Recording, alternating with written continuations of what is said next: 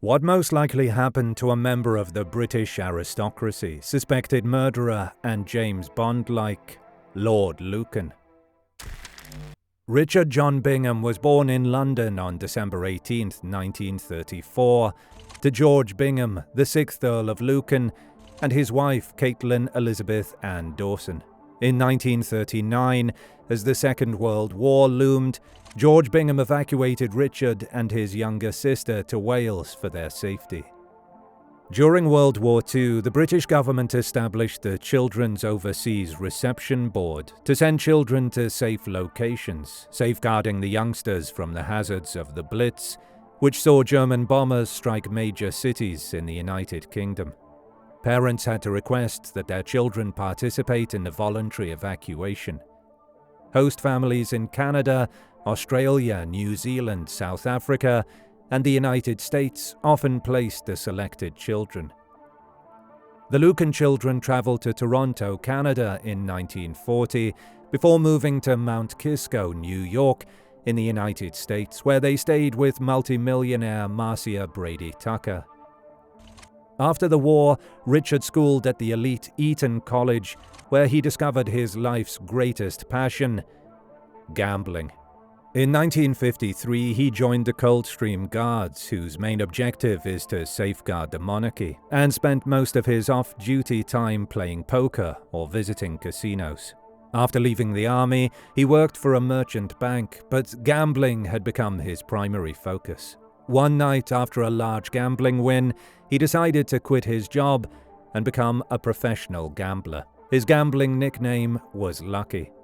Richard met Veronica Duncan in March 1963, and they married in November of the following year. 2 months later, Richard's father died, making the newlyweds the 7th Earl and Countess of Lucan. On October 24, 1964, their first child, Lady Frances, was born. Their son George was born in September 1967, and Camilla, their daughter, arrived in June 1970. Lady Lucan's major responsibilities at the time were caring for the children as well as managing the home and servants, and she had little time or chance to pursue independent hobbies of her own. She suffered from chronic postnatal depression after the birth of her children, and in 1968, Lord Lucan persuaded her to seek therapy, which she consented to. He was fascinated by her affliction and began reading psychiatric books. Their relationship started to deteriorate gradually due to Lady Lucan's condition and John's gambling. Lady Lucan became increasingly concerned about her husband's continuous losses at the gaming tables, believing that he was dangerously addicted to gambling and should seek treatment for it. Lady Lucan eventually hired attorneys to sue for divorce, which naturally strained their relationship, and they separated after a turbulent Christmas in 1972. After this split, Lucan was determined to win sole custody of his children. In March 1973, he got a court order to take custody of the children. Lady Lucan, meanwhile, was cared for by hired nurses for 3 months and spent a week in a psychiatric clinic. Lucan had hoped that medical evaluations would reveal that Lady Lucan was unfit to have custody and care for the children.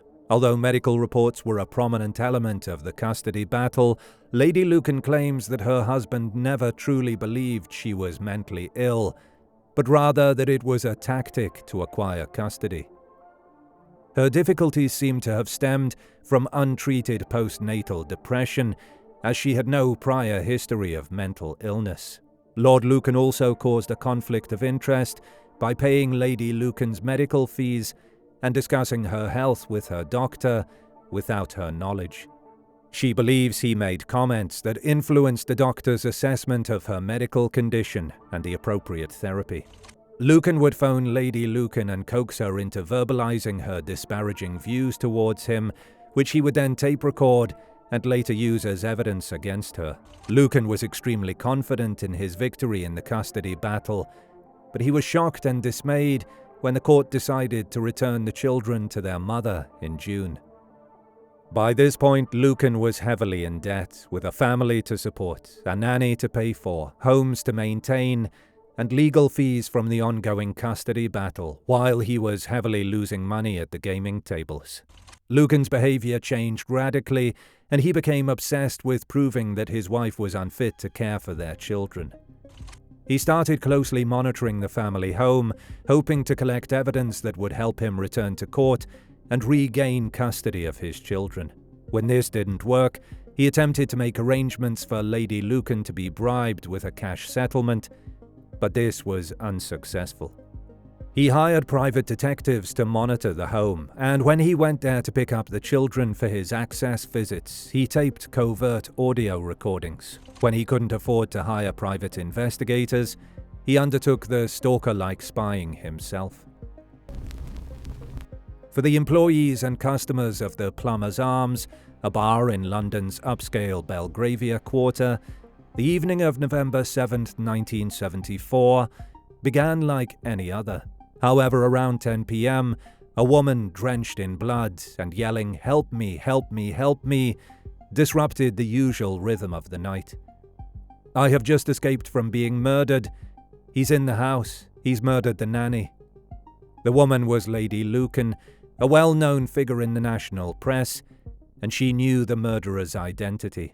Her husband, the Earl of Lucan.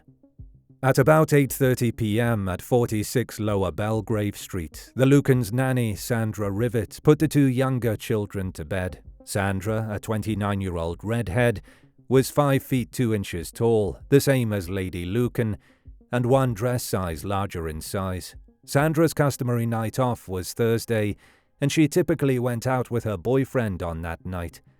But this week she switched it to Wednesday. Sandra had gone downstairs to make tea for the family at about 8:40 p.m.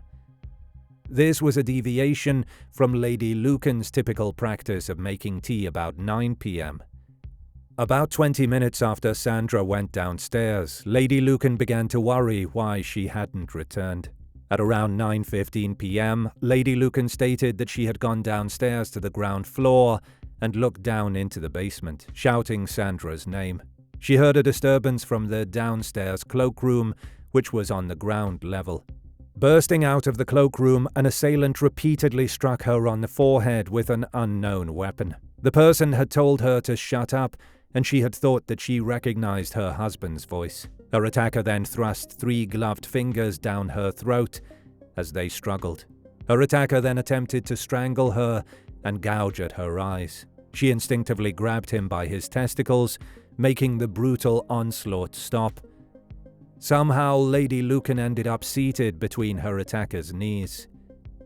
Curiously, Lucan escorted his wife upstairs so they could look over her injuries, but while he was in the bathroom getting a damp towel, Lady Lucan leaped up and fled out of the home. Police found clear evidence of a violent struggle when they arrived at the scene. A blood-stained lead pipe lay on the floor, pictures hanging from the staircase walls were askew, and a metal banister rail was damaged. At the bottom of the steps, 2 cups and saucers lay in a pool of blood. Sandra Rivet's arm protruded from a canvas sack containing a steadily spreading puddle of blood. The light fitting at the bottom of the stairs was missing a bulb, which was discovered close by on a chair. Blood was also discovered on several leaves in the adjacent rear garden. However, they were unable to locate Lord Lucan. It was later revealed that he had fled from London to Sussex to his friend Susan Maxwell Scott's home. This would be the final confirmed sighting of him. In the days that followed, he maintained his innocence, penning letters to friends outlining his traumatic night of unbelievable coincidences, in which he said he had just happened to walk past his previous home and saw the attack by an unknown assailant through the window. He then rushed into the house to help his family. On November 11th, authorities found Lord Lucan's car abandoned near New Haven on the south coast. Blood soaked the upholstery, and another lead pipe was stashed in the boot. Lord Lucan was the primary suspect in the murder, although he has never been officially seen again. Theories started circulating on what happened to the murderous lord, and still do today. Many of these theories involve Lord Lucan taking his own life. Lady Lucan has stated that she believes he jumped from a ship departing New Haven.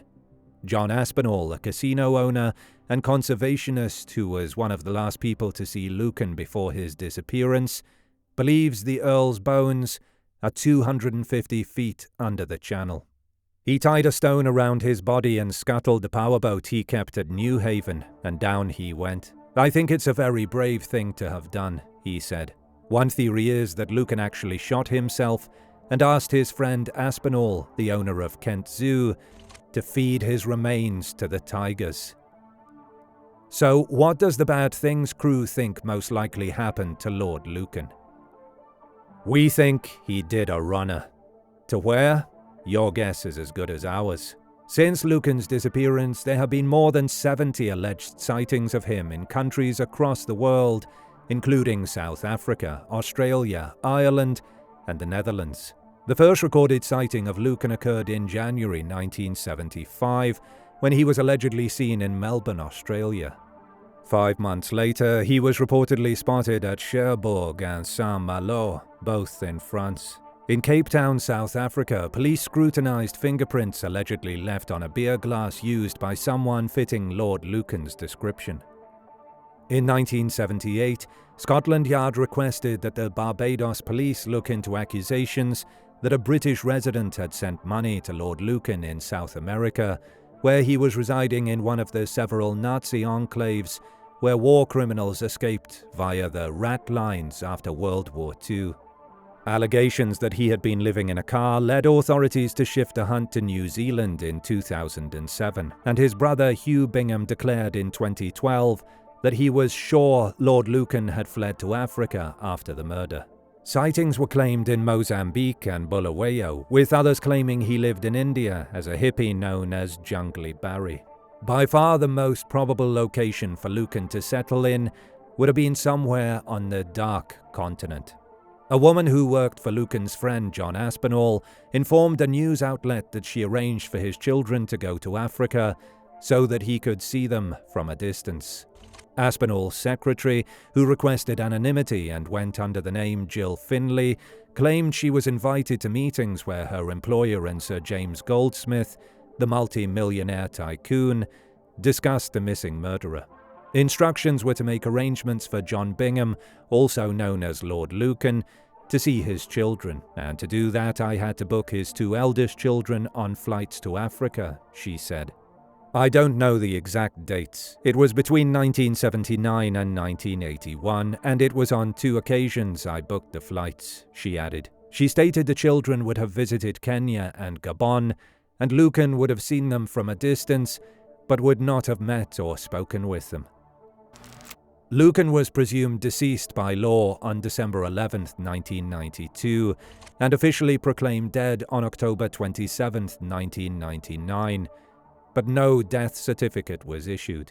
Following the adoption of the Presumption of Death Act of 2013, George Bingham, the Lucan heir, gained his father's title, becoming the 8th Earl of Lucan. Lady Lucan took her life on the 26th of September 2017, believing she had undiagnosed Parkinson's disease. Neil Berryman, Sandra Rivett's son, through his website Lord Lucan the Truth and years of exhaustive research, hopes to find justice for his murdered mother. His motto is simple: Sandra was my mum. How far would you go if it had been yours? If you love our content and want to support the channel, feel free to check our web shop where you can find exclusive true crime merch brought to you by Bad Things.